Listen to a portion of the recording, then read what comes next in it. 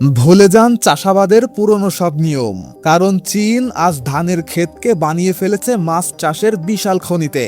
অবিশ্বাস্য মনে হলেও চীন আজ ধানের জমিতে লাখ লাখ মাছ ছেড়ে দিয়ে তৈরি করেছে পৃথিবীর সবচেয়ে শক্তিশালী ইকোসিস্টেম। যেখানে জমি নেই সেখানে তারা নদীকে বানিয়ে ফেলেছে ফসলের মাঠ। মাটি নেই, ট্রাক্টর নেই, তবুও পানির ওপর মাইলের পর মাইল ধানের ক্ষেত। আজকের ভিডিওতে আমরা চীনের এমন কিছু তাক লাগানো কৃষি প্রযুক্তি দেখব যা গোটা বিশ্বের চাষাবাদের সংজ্ঞাই বদলে দিচ্ছে।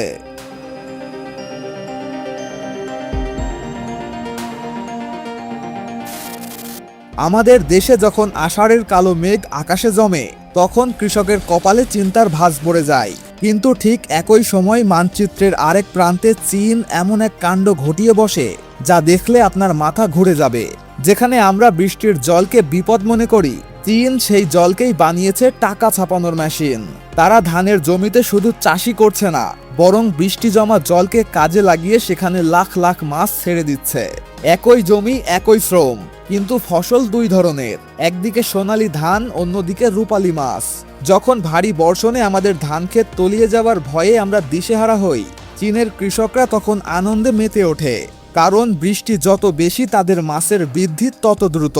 চীনের এই কৃষকরা প্রমাণ করে দিয়েছে, সমস্যা আসলে আমাদের ভাগ্যে নয়, সমস্যা আমাদের ভাবনায়। তারা প্রকৃতির সাথে লড়াই না করে প্রকৃতিকে নিজের হাতিয়ার বানিয়ে নিয়েছে। তাদের ধান এবং মাছের এই কম্বিনেশন এমন এক ইকোসিস্টেম তৈরি করেছে যেখানে মাছেরা ধানের ক্ষতিকারক পোকা খেয়ে ফেলে আর মাছের বৃষ্ঠা ধানের জন্য কাজ করে প্রাকৃতিক সার হিসাবে।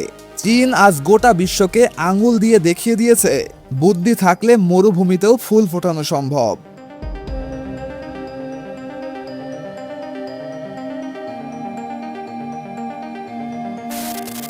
পৃথিবীর জনসংখ্যা বাড়ছে, কিন্তু চাষাবাদের জমি দিন দিন কমে আসছে।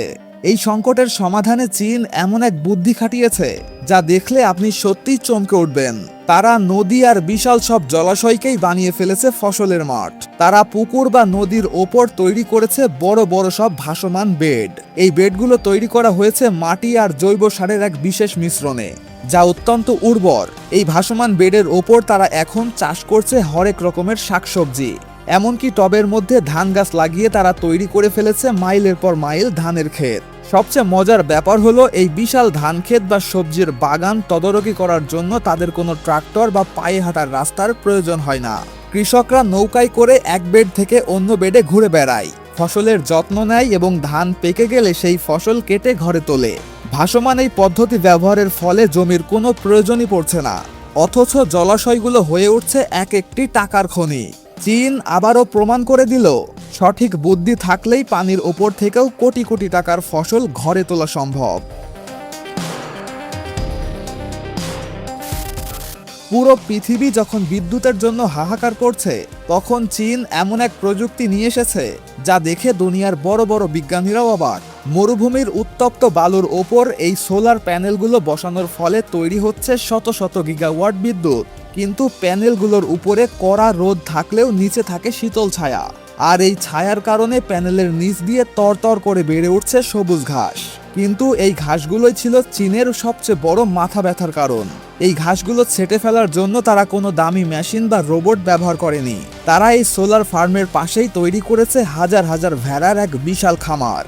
আর এই খামারের ভেড়াগুলোকেই সোলার ফার্মে ছেড়ে দেওয়া হয় ঘাসগুলো খাওয়ার জন্য। এই ভেড়াগুলো প্রাকৃতিকভাবেই ঘাস খেয়ে পুরো মাঠ পরিষ্কার রাখে। এর ফলে চীনের কয়েকশো কোটি টাকার লেবার খরচ আর মেশিনের খরচ বেঁচে যাচ্ছে।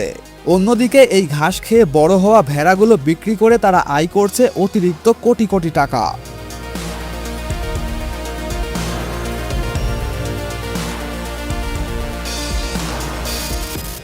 আমরা জানি আলু মাটির নিচে হয়, কিন্তু আপনি কি কখনো শুনেছেন আলু গাছের শিকড় মাটির উপরে ঝুলছে আর সেখানেই থোকায় থোকায় আলু জন্মাচ্ছে?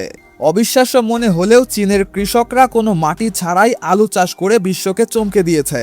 এই পদ্ধতিকে বলা হয় এয়ারপনিক্স, যার মানে বাতাসে চাষাবাদ। এই পদ্ধতিতে গাছগুলো থাকে উপরে আর শিকড়গুলো নিচে ঝুলে থাকে একদম শূন্যে।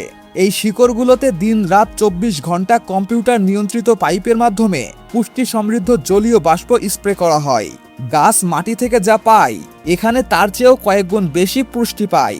এছাড়া চীনের প্রযুক্তি বিজ্ঞানীরা বলছেন 1 বিঘা জমিতে যে পরিমাণ আলুর ফলন হয় এই প্রযুক্তিতে সেই একই জায়গায় 10 থেকে 15 গুণ বেশি আলুর ফলন সম্ভব।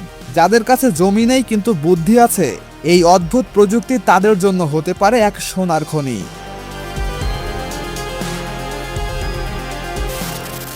চীনের বড় বড় বাগানগুলোতে ফল পাড়ার জন্য এখন আর কেউ গাছে ওঠে না। তারা ব্যবহার করে বিশাল এক শকিং মেশিন। এই মেশিনটি গাছের গোড়া জাপটে ধরে এমন এক কম্পন তৈরি করে যে মাত্র কয়েক সেকেন্ডের মধ্যেই গাছের সব পাকা ফল নিচে বিছিয়ে রাখা জালে জমা হয়। কোনো লেবার খরচ নেই, কোনো জীবনের ঝুঁকি নেই। প্রযুক্তিবিদরা বলছেন যেখানে 100 জন মানুষ সারাদিনেও ফল পেড়ে শেষ করতে পারতো না, সেখানে এই মেশিন মাত্র কয়েক ঘন্টায় পুরো বাগান পরিষ্কার করে দিচ্ছে।